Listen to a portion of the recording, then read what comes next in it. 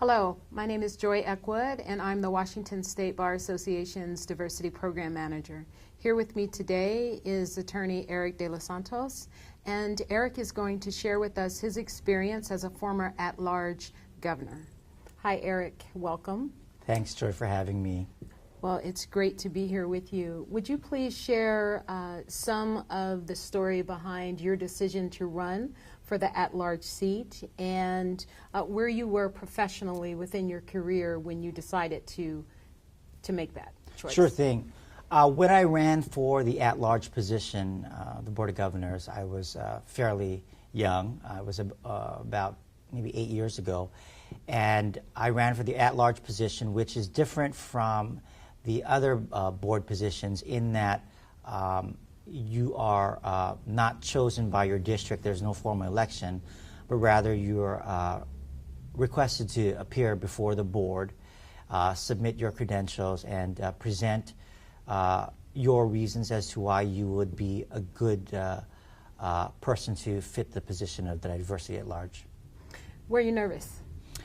I was, especially when I walked into the room and I saw a room full of very prominent-looking folks around a square table with a microphone at the end of the table, Okay. And realizing that I was going to have to impress some pretty well-established individuals in the legal profession. So by your own admission, you were fairly young. Yeah. Why would you want to run for the Board of Governors? Why would you want to serve on the Board of Governors? I had some prior experience working on WSBA committees, and you know, it's in my nature to get involved and to be involved in some sort of fashion, particularly with policy making. And I really care for our profession, and I felt at the time that because there was a diversity position, it indicated to me that there may be a need to have diverse attorneys or diverse perspectives at the table. And I said, I think I fit that bill, and I'm pretty vocal on these types of issues. And so I thought it was a good opportunity for me to run. So the at-large seats, there are 2 at-large seats on the Board of Governors. And those seats are associated with a diversity category. Did you find that to be a barrier or a facilitator to your integration and involvement on the board? I think that's a very interesting question. I think it was both at different times. I think initially I felt that maybe being labeled the diversity governor made me responsible for representing all diverse opinions. And I also felt that because I represented diverse opinions, that folks may not rely on me to present other types of opinions, except to present the diversity perspective. I soon got over that and realized that, you know, I was my own worst enemy, and that while I was there to represent as a diverse Board of Governor, that I really did have a responsibility to make sure that opinions of those who in our bar membership that weren't being heard were brought to the table on important policy, when important policy decisions were being vetted.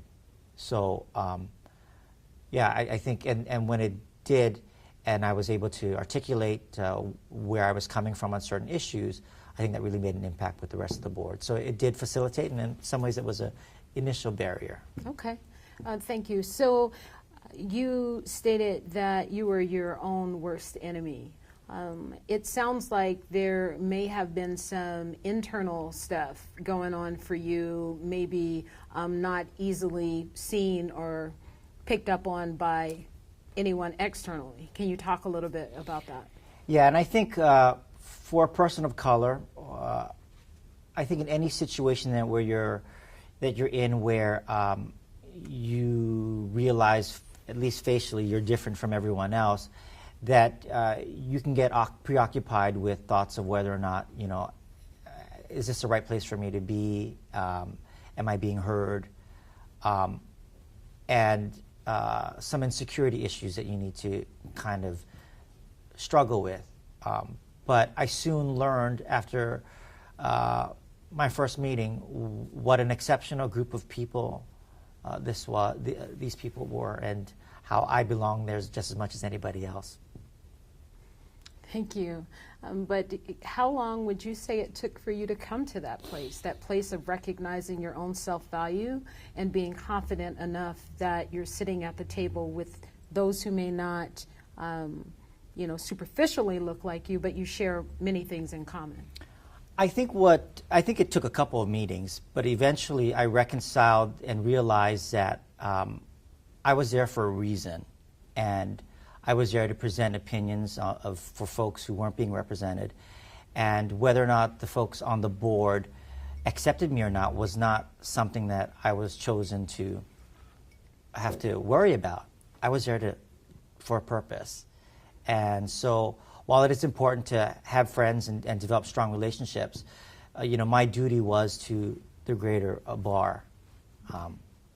So the Board of Governors is a governing board for the organization as a whole.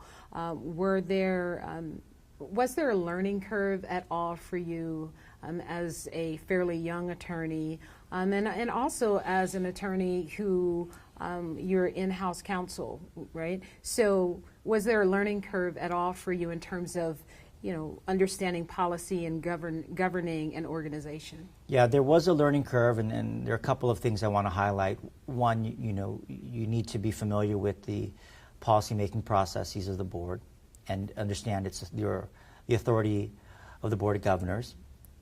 Two, there are a lot of institutions and organizations involved with the bar, and you need to be able to understand all the different organizations, acronyms.